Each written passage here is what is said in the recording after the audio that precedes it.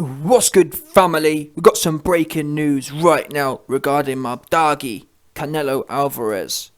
This is a leaked source from Mike Coppinger via ESPN, who we know is a certified insider.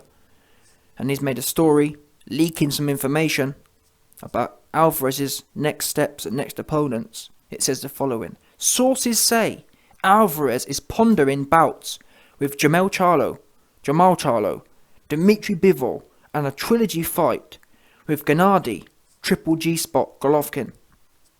It goes on. Every time Canelo Alvarez prepares to select his next opponent, the fate of boxers in multiple weight classes hangs in the balance. Just whom and at which weight Canelo fights next is still undecided. But sources told ESPN that Alvarez has received two lucrative offers that stand as leading options. Al Haymon's PBC recently extended a one-fight offer to Alvarez for a May 7th defense of his undisputed super middleweight championship against middleweight title holder Jermall Charlo, sources said. The offer came from Eddie Hearn's Matchroom Boxing, a proposed two-fight deal that would pit Canelo versus light heavyweight title holder Dmitry Bivol on May 7th, as per sources.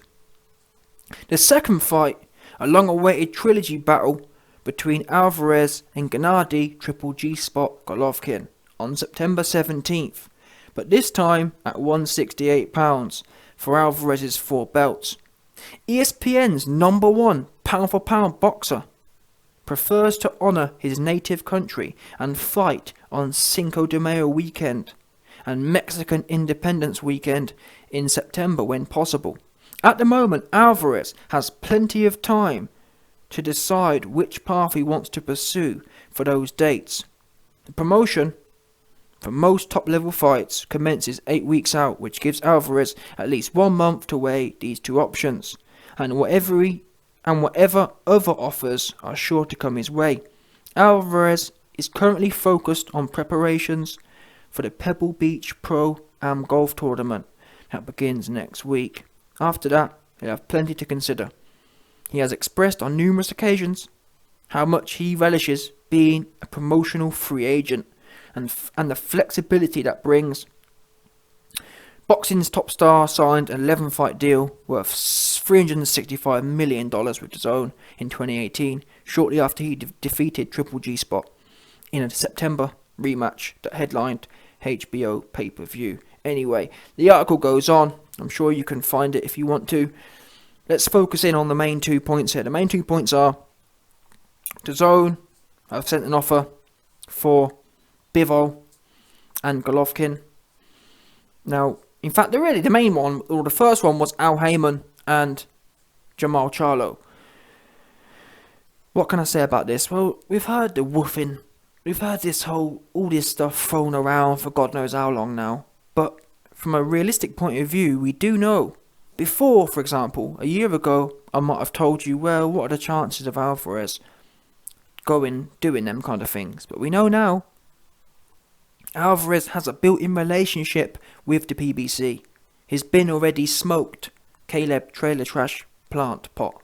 Yeah? Caleb Trailer Trash Plant Pot has already been smoked. Alvarez has rolled up and smoked that pack nicely.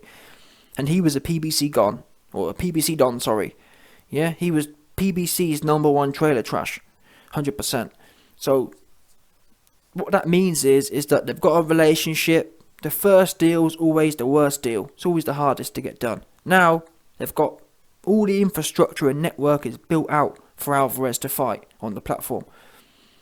Now, with that in mind, the same can also be said, arguably to an even higher extent, with DAZN. So there's not necessarily an edge. Well, in fact, there's not an edge. Al Haymon doesn't have an edge over Eddie Hearn and DAZN, but, I mean, ultimately, I guess it comes down to what Alvarez wants. I do think if Jermall Charlo is going to come up to 168, why wouldn't he? Why wouldn't Alvarez pop that cherry? It's a lot easier of a cherry. But then again, we know that Alvarez doesn't necessarily want easy challenges. Bivol, I don't really rate him, truth be known. But that's the thing, it's a relatively high risk fight. And the reward, I mean, is the Bivol fight bigger than the Jermall Charlo fight? I'm not sure it is. Especially when you consider US pay-per-view. Bivol's, what is he, a European? I think is one. European, Japanese, Don, one of them ones. I mean, never heard of the guy in the US. I'm not saying, obviously, Jermall Charlo ain't a big name either, but still, Charlo versus Alvarez is much bigger in the US than Bivol. So from the numbers point of view, I think the numbers edge is Jermall. And the thing is, Bivol ain't going nowhere. Alvarez can pop Jermall Charlo's cherry for him and then move up. And really, if we're considering the Triple G Golovkin opportunity, if Triple G wants to fight in September, what we know is there's no way Alvarez is going to sit around for 9 months. So, if you're going to fight Triple G at 168, it makes more sense to pop Jermall Charlo at 168, pop Triple G Golovkin, Triple G spot, in September, and then the next year move up to 175. Because Alvarez has only really been at 168 for a year, or just over a year, or something like that. No, I tell a lie. I think he's been there for a while, but still. Going up to 175, does Bivol even have... I think Bivol has a belt or two. My whole thing would be, and I've said this before, but I wish Alvarez would start leveraging his position as a super champion.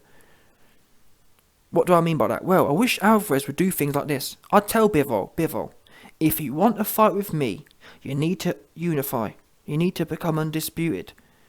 Start putting a fire under some of these dudes' arses, because they seem to be happy just to sit around doing God knows what, fighting bums. And to be honest with you, I say the same about the rest of them. Same as Jermall Charlo and Triple G spot. I'd tell both of them, listen, Triple G, if you want to fight me, you best fight. If you want to fight me in September, you best fight and beat Andrade, Plant, Bitty Ho. Do you know what I'm saying? Or better yet, Benavidez. That would be a great fight, wouldn't it? Imagine that. Triple G versus Benavidez. That would be a banger of a fight. Both very similar styles. That's what I'll be saying right now. 100%. I say, listen, if you want the lottery ticket, Golovkin and Benavidez, I'll fight the winner of Golovkin and Benavidez. That makes a mega fight. Because in my mind, the winner of Golovkin and Benavidez is going to be a serious dude. Much more serious than the two individuals on their own. That's how the game's supposed to work, people. That's why we don't have any super fights anymore. We don't have any super fights because these guys don't fight. They all just sit back, hanging around, fighting bums. Call me a liar. What has Benavidez done apart from fight bums? Nothing. What has Golovkin done apart from fight bums? And the worst thing is, even in the prime of Golovkin's career, what did he do? I hate to break it to you, he didn't do much, in my opinion. Golovkin, and to be honest, the division wasn't that deep, but still. Golovkin, what was he doing? Just fighting bums. I hate to break it to you. I know Golovkin fans are going to be mad, but it's the truth.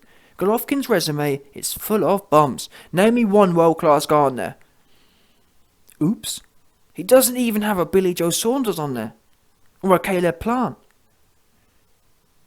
So it's about time Alvarez, in my opinion, starts leveraging his position.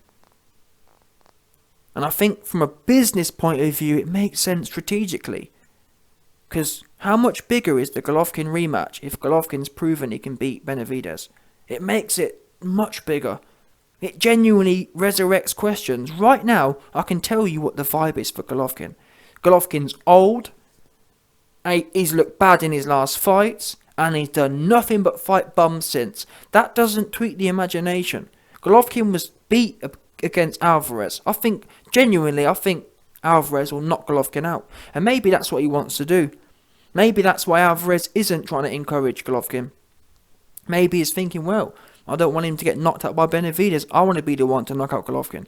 And that would be a cool scalp. But even more long term. Whoever Alvarez fights, for me, it's more important that he gets these other guys creating some value themselves. I want to see Alvarez in there with people who bring something to the table themselves. Not just financially, but in terms of boxing clout. I want to actually... Part of the reason why Yeah, well, Alvarez is my favourite fighter, but part of the reason why I don't have that spark is that it never really feels like a challenge. I want to be able to see Alvarez's talent come up against someone who is formidable. And you only get that by him fighting people who have equally fought people. Charlo's beat no one. Benavidez beat no one. Golovkin beat no one. The only guy beating people is Alvarez. Now there is an argument, it's not his job, is it? His job ain't daddy. His job ain't pappy. It's not his job to tell people to fix up and make good fights, but unfortunately, that's the place he finds himself in. Alvarez is the pappy of boxing right now. And I think he should leverage that power and that money he brings and tell these guys, listen, if you want the shot, you man are going to have to start bringing something to the table. And you do that by fighting some of your peers. Charlo, if you want this fight, you best fight Andrade. And you can do it all contractually. I will sign to fight the winner of this fight. Simple as that. Super simple. 1-page contract. I will fight whoever wins out of this competition. Charlo versus Andrade. Charlo versus... You know what I'm saying? Because seriously, the winner of that fight, the winner of Charlo and Andrade, in my mind, that sets up a... you know what I mean? I mean, I wouldn't back them to beat Alvarez, but it gives a question, doesn't it? Well, he beat Charlo. Let's say Andrade beats Charlo. Well, he beat Charlo. At least he's got some sort of storyline there. Now, I mean, how do you go? You got superstar Alvarez, and when I say superstar, I mean in terms of resume. You got resume superstar Alvarez, who beat everyone who's anyone, versus random dudes who have random resumes. There's no question there. There's no intrigue. And intrigue is what drives pay-per-view. There's a reason the Golovkin fight was his biggest pay-per-view. Because people were genuinely unsure who wins this fight. We don't know. They're both big punchers. What happens when titans collide? Yeah, and the thing is, the reason I said Golovkin's resume is poor, which it is in my opinion, but to be fair to Golovkin, what did him a favour? You can fight bums and become a big name like Golovkin did, but what you have to do is knock them out. Yeah? And that's what these other guys are missing. You got people like Andrade, Charlo, they fight random dudes and go life and death with them. And they never get a stoppage, do they? They're always going points. They're always going life and death. To be fair to Golovkin, he was knocking people out with a jab. So that's where his value was built from. That's where his box office was built. By pure power. These other guys, I don't know what it's about, but they ain't got the snap. And that's really what it comes down to. And we can't... the thing is, you can't test or sharpen their snap against bums. You don't know how good you are until you've been in a decent fight. Benavidez woofing. When's he going to get in there with someone half decent? That's the question. And you wonder what these promoters are doing. What are they doing? It's weird. But I guess anyone at 160 and 168 is just hanging around waiting to get lucky. It's not a good look. It's sad. Who Alvarez beats, and that's really the sad thing here. For me, yeah, the real sad thing is that we've got a once-in-a-lifetime talent in Alvarez. And it just don't feel... It feels wasted for me. Because even when we talk about, oh, is it going to be Charlo? Is it going to be Andrade? Is it going to be Bivol? Not so much Bivol, but all these different names at his own weight class.